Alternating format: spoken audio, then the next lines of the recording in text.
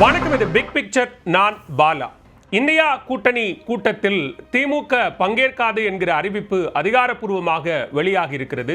2026 சட்டமன்ற தேர்தலுக்கு பிறகாக காங்கிரஸ் கட்சி திமுகவுடன் மேற்கொண்ட போக்குகளின் காரணமாக இந்த முடிவை எடுப்பதாக கூறியிருக்கிறது திமுக.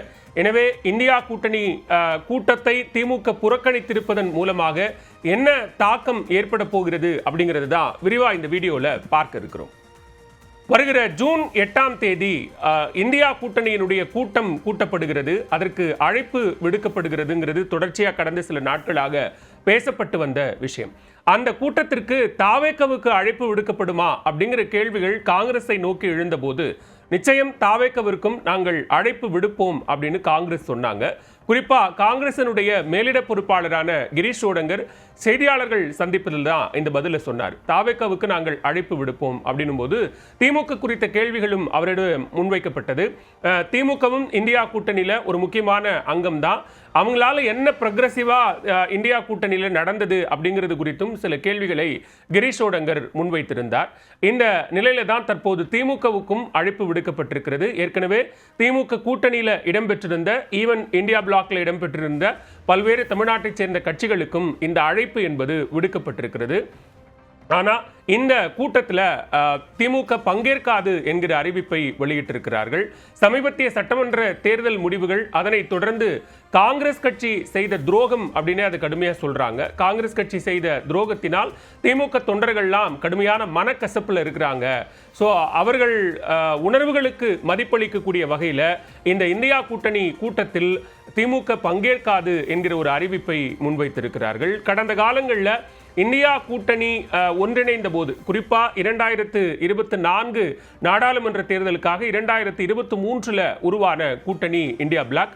ஸோ அப்போ அதை தொடர்ந்து எழுந்த பல்வேறு விவகாரங்களுக்கு இந்தியா கூட்டணி ஒரு ஒருமித்த நிலைப்பாடோடு எதிர்ப்பை பதிவு செய்தது. அது ஒரே நாடு ஒரே தேர்தலாகட்டும் அல்லது வக்பு சட்டமாகட்டும், FCRA மாதிரியான சட்டங்கள் உட்பட பல விவகாரங்களில் அதை எதிர்த்தாங்க. ஈவன் SIR போன்ற விவகாரங்களில் மேற்கு வங்கமும் தமிழ்நாடும் கேரளாவும் ஒருங்கிணைந்து பல்வேறு வழக்குகளை உச்சநீதிமன்றத்தில் தொடுத்ததெல்லாம் நம்ம பார்த்தோம்.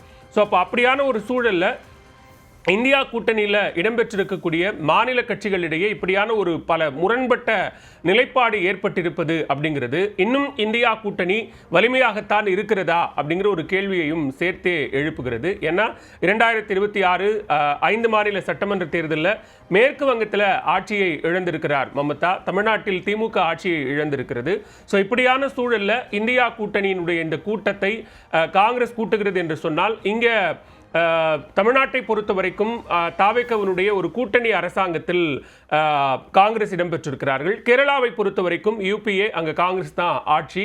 ஸோ பல்வேறு மாநிலங்களில் கூட்டணி அரசாகவும் இருக்கிறாங்க, எதிர்க்கட்சியாகவும் இருக்கக்கூடிய சூழலில் இப்போ இந்த கூட்டம் முக்கியத்துவம் வாய்ந்தது. அதே நேரத்தில் அந்த கூட்டத்தினுடைய ஒற்றுமை ஒருங்கிணைப்பும் ரொம்ப அவசியமானதா பார்க்கப்படுகிறது. எனவே திமுக இப்படியான ஒரு காரணத்தை கூறி புறக்கணித்திருப்பதன் மூலமாக இனிவரும் காலங்களில் திமுக இந்தியா பிளாக்ல இருக்கிறதா, இடம்பெறுவார்களா, தொடர்ந்து பாஜக எதிர்ப்பு அல்லது பாஜக அரசு மேற்கொள்ளக்கூடிய பல்வேறு நடவடிக்கைகளுக்கான, ஏன்னா தொகுதி மறுவரையறை விவகாரத்தில் ஒரு பெரிய கேம்பெயினையே ஸ்டார்ட் பண்ணது தமிழ்நாட்டில் தான். அது திமுக அரசு தான். கடந்த காலத்தில் அவங்க ஆட்சியில் இருந்தபோது அந்த கேம்பெயின் அவங்க ஸ்டார்ட் பண்ணாங்க. ஸோ அப்படியான ஒரு சூழலில் இனிவரும் காலங்களில் அதை திமுக தொடரும் பட்சத்தில் ஆட்சியில் இடம்பெற்றிருக்கக்கூடிய காங்கிரசினுடைய நிலைப்பாடு என்னவாக இருக்கும் அப்படிங்கிற ஒரு கேள்வியும் இருக்குது. ஸோ இப்போ RSS பாஜக எதிர்ப்பில் நாங்கள் ரொம்ப உறுதியாக இருக்கிறோம். அதன் வழியாகத்தான் பல்வேறு கட்சிகள் எங்களோடு மாற்று கருத்தை கொண்டிருந்தார்கள். அது RJDயா இருக்கட்டும், திரிணாமுலா இருக்கட்டும், பல்வேறு கட்சிகள் எங்களோடு மாற்று முரண்பாடுகளை கொண்டிருந்த கட்சிகள்லாம் இந்தியா பிளாக் RSS பாஜக எதிர்ப்பு அப்படிங்கிற ஒரு புள்ளியில் எங்களோடு வந்து எல்லாரும் ஓரணியில் நின்றாங்க. ஸோ இப்போ இப்படியான ஒரு நிலைப்பாட்டை, அது தேர்தல் முடிவுகள் எப்படியா வேணால் இருக்கலாம், ஆனால் இப்போ இந்த சூழலில் இந்த கூட்டத்தை புறக்கணிப்பது என்பது சரியல்ல அப்படிங்கிற ஒரு கருத்தை காங்கிரஸ் கட்சியைச் சேர்ந்த தமிழ்நாட்டைச் சேர்ந்த நாடாளுமன்ற உறுப்பினர் மாணிக்கம் தாக்கூர் முன்வைத்திருக்கிறார். தொடர்ச்சியாக தேர்தலுக்கு முன்னாடியிலிருந்தே, அது கூட்டணி விவகாரத்தில் சீட் ஷேரிங் பேச ஆரம்பிச்சதிலிருந்தே திரு மாணிக்கம் தாக்கூர், பிரவீன் சக்கரவர்த்தி போன்றவர்கள் தெரிவிக்கக்கூடிய கருத்துக்களுக்கு காங்கிரசினுடைய தேசிய தலைமை எந்த விதமான எதிர்வினையையும் ஆற்றல. அது கூட்டணியில் அப்படி ஒரு குழப்பத்தை ஏற்படுத்துச்சு. அதுக்கு பிறகு மிக நீண்ட பேச்சுவார்த்தைகள்லாம் நடந்து தான் காங்கிரஸ்கான அந்த 28 இடங்கள் கொடுக்கப்பட்டது. அதில் 5 இடங்கள் வெற்றி பெற்று அவர்கள் தாவேக்காவினுடைய அரசுக்கு ஆதரவு தெரிவித்து ஆட்சியில் இடம்பெற்றிருக்கிறாங்க, அமைச்சர்களாகவும் ஆயிருக்கிறாங்க. ஸோ இப்படியான ஒரு சூழல்ல இந்த இந்தியா கூட்டணி கூட்டத்தை திமுக புறக்கணிப்பதன் மூலமாக அடுத்து என்ன நடக்கும்? எல்லா கட்சிகளும் அங்கே வருவாங்க. ஆனால் காங்கிரஸ் நிலைப்பாட்டில் காங்கிரஸ் எடுக்கக்கூடிய முடிவுகளுக்கு எல்லோரும் ஒரு ஆதரவான புள்ளியில் நிற்பார்களா அப்படிங்கிற கேள்வி எழுகிறது. ஏன்னா அதில் இருக்கக்கூடிய மொத்தம் 26 கட்சிகள் அதில் ஒருங்கிணைந்தாங்க.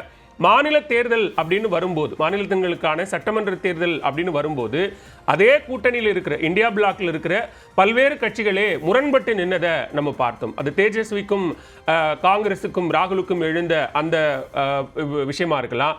ஈவன் கேரளாவில் இடதுசாரிகளுக்கும் காங்கிரஸுக்கும் ஏற்பட்ட முரண்பாடாக இருக்கலாம். கடுமையான விமர்சனங்கள் 2 தரப்பும் முன் வச்சுக்கிட்டாங்க. ஸோ அப்படியான ஒரு சூழலில் தேசிய அளவில் ஒரு பார்வையும் மாநிலங்களில் ஒரு பார்வை அப்படிங்கிற வகையில் தான் அது இருந்துச்சு. ஸோ இப்போ தமிழ்நாட்டை பொறுத்த வரைக்கும் இதற்கு முன்னாடி அப்படி இல்லை.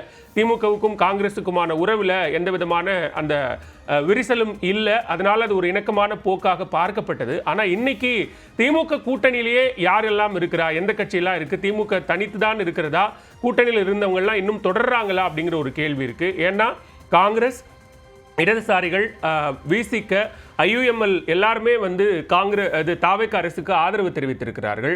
ஸோ அப்போ இன்னும் மதிமுகவும் அவங்களுடைய நிலைப்பாட்டை விரைவில் கட்சியினுடைய பொதுக்குழு கூட்டத்தில் அறிவிப்போம்னு சொல்கிறாங்க. ஈவன் அவங்க தொடர்ச்சியாக தாவேக்கா அரசுக்கும் முதலமைச்சர் விஜயையும் தொடர்ந்து பாராட்டி பேசக்கூடிய ஒரு சூழல்களையும் நாம் பார்த்து கொண்டிருக்கிறோம். தொடர்ந்து கட்சியினுடைய வெற்றிக்கு, கட்சியினுடைய வளர்ச்சிக்கு தனிச்சின்னத்தில் போட்டியிடுறது தான் சரி அப்படிங்கிற ஒரு கருத்தையும் அவங்க தொடர்ச்சியாக பேசக்கூடியதை நம்ம பார்க்குறோம். ஸோ அப்படியான சூழலில் பெரும்பான்மையான கட்சிகள் அங்கே இந்தியா பிளாக்ல தமிழ்நாட்டில் இருந்து இடம்பெற்றிருக்கும் போது திமுக இந்த நிலைப்பாட்டை எடுத்தால் மற்ற கட்சிகள் என்ன நிலைப்பாட்டை எடுக்க போகிறார்கள்? அவங்க இந்தியா பிளாக் கூட்டத்துக்கு போவாங்களா? அப்படி போகும்போது காங்கிரஸ் எடுக்கக்கூடிய அந்த முடிவுக்கு யாரெல்லாம் அங்கு கட்டுப்பட்டு நிற்பார்கள் அப்படிங்கிற கேள்வி ஒருபுறம். அதை தாண்டி தான் தாவேக்கா இந்த இந்தியா கூட்டணி கூட்டத்தில் பங்கேற்குமா?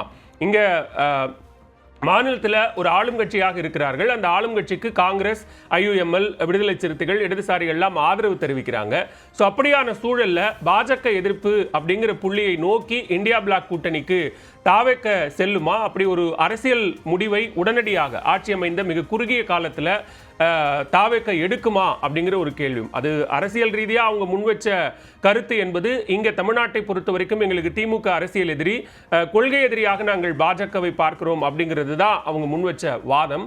ஸோ அப்படியான சூழலில் இங்கே இந்தியா கூட்டணி கூட்டத்தில் தாவேக்கா கலந்து கொண்டு இந்தியா கூட்டணியில் தாவேக்கா பங்கேற்குமே ஆனால் அதில் என்ன விதமான எதிர்வினைகள் ஏற்பட போகிறதுங்கிறதும் முக்கியமான கேள்வியாக இருக்குது. மாணிக்கம் தாக்கூர் பற்றி சொன்னோம் இல்லையா? ஸோ அவர் என்ன சொல்கிறார் அப்படின்னா, இங்கே பாஜக எதிர்ப்பு அதே நேரத்தில் இந்தியா பிளாக்குக்குள்ளே வரல அப்படின்னா அது பாஜகவினுடைய பி டீமாக இருக்குது அப்படிங்கிற ஒரு கருத்தை முன்வைக்கிறார். அதை யாரை குறிப்பிடுறாருன்னா ஒய்எஸ்ஆர்சிபியான ஜெகன்மோகன் ரெட்டியை குறிப்பிட்டு அதை சொல்கிறார். ஸோ அப்போ திமுகவையும் அவர் அதே அடைப்புக்குறிக்குள்ளே கொண்டு வர முயற்சிக்கிறாரா அப்படிங்கிற கேள்வியும் அதில் இருக்குது.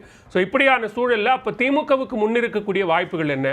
ஒருவேளை இது லாஸ் அப்படின்னு பார்த்தா யாருக்கான லாஸ்? ஒட்டுமொத்தமாக இந்தியா பிளாக்குக்கான லாஸா, அல்லது திமுகவுக்கான லாஸா, அல்லது காங்கிரஸுக்கு மட்டும் தனிப்பட்ட முறையில்? ஏன்னா காங்கிரஸை மிகப்பெரிய அளவில் பேக் பண்ண ஒரு பார்ட்டியாக திமுக இருந்திருக்கிறது. தேசிய அளவிலையும் சரி, மாநில அளவிலையும் சரி. ஏன்னா பல்வேறு சூழல்ல ராகுல் காந்தியை எந்த சூழலிலும் விட்டுத்தராத ஒரு கட்சியாக திமுகவும் அதன் தலைவர் முன்னாள் முதலமைச்சர் மு க ஸ்டாலினும் இருந்திருக்கிறார்கள். ஸோ அப்போ அது யாருக்கான லாஸ் அப்படிங்கிற ஒரு கேள்வியும் பிரதானமாக எழுகிறது. ஸோ அப்போ ஒருவேளை மறுபடியும் தேர்ட் ஃப்ரண்ட் அப்படிங்கிற இடத்தை நோக்கி இது நகருமா?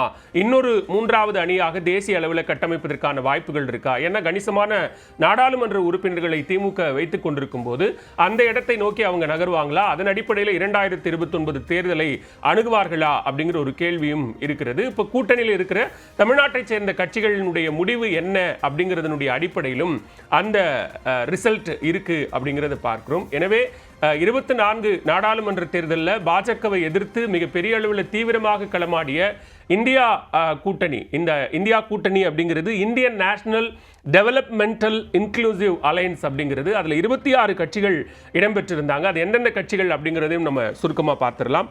காங்கிரஸ், அதே போன்று அனைத்து இந்திய திரிணாமுல் காங்கிரஸ், அதே போன்று திராவிட முன்னேற்றக் கழகம் தமிழ்நாட்டில், ஆம் ஆத்மி கட்சி, ஜனதாதள், ராஷ்டிரிய ஜனதாதளம், ஜார்க்கண்ட் முக்தி மோர்ச்சா, தேசியவாத காங்கிரஸ் சரத்பவார், அதே போன்று சிவசேனா உத்தவ் தாக்கரேவோட Shiv Sena, Samajwadi party, Rashtriya Lok Dal, Apna Dal, communist party of India, liberation, Manithaneya Makkal கட்சி தமிழ்நாட்டிலிருந்து, கொங்குநாடு மக்கள் தேசிய கட்சி, இந்திய யூனியன் முஸ்லீம் லீக் IUML, அதே போன்று கேரளாவை பொறுத்த வரைக்கும் கேரளா காங்கிரஸ், கேரளா காங்கிரஸ்ல 2 இருக்கு, ஜோசப் புன்னு அப்படின்னு ஒரு காங்கிரஸும் இருக்கு. அதே போன்று Jammu Kashmir national alliance, people's democratic PDP democratic party, communist party of India CPI CPM 2 கட்சிகளுமே இருந்தது.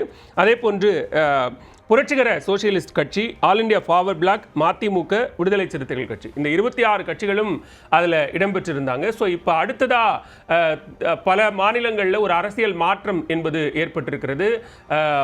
மேற்கு வங்கத்தை பொறுத்த வரைக்கும் அங்கே பாஜக ஆட்சியை கைப்பற்றியிருக்கிறது, அஸ்ஸாமில் ஆட்சியை கைப்பற்றியிருக்கிறார்கள். ஸோ இந்த சூழலில் இந்தியா கூட்டணி மீண்டும் இதே வலிமையோடு இந்த ஜூன் 8ஆம் தேதி அனைத்து கட்சிகளையும் ஒருங்கிணைந்து இந்த கூட்டத்தை நடத்துமா? இங்கே திமுக எடுத்த முடிவை தொடர்ந்து வேறு எந்த கட்சிகள் அப்படியான ஒரு முடிவை நோக்கி நகரப்போகிறார்கள்? அவர்கள் இந்த கூட்டத்தில் பங்கேற்கும் பட்சத்தில் யாருடைய முடிவு வலிமை சேர்க்கக்கூடிய ஒன்றாக இருக்கும் என்கிற கேள்விகளும் எழுந்திருக்கிறது. எனவே தேசிய அளவில் இந்தியா பிளாக் தேவையான முக்கியமான ஒன்று. ஆனால் அது திமுகவினுடைய பங்களிப்பு மட்டுமே அதற்கு ஒரு முக்கியமான காரணமாக இருக்குமா? ஒருவேளை அந்த பங்களிப்பில் ஏதாவது குறைபாடுகள் ஏற்படும் போது 3வது அணி என்கிற இடத்தை நோக்கி நகர்வார்களா?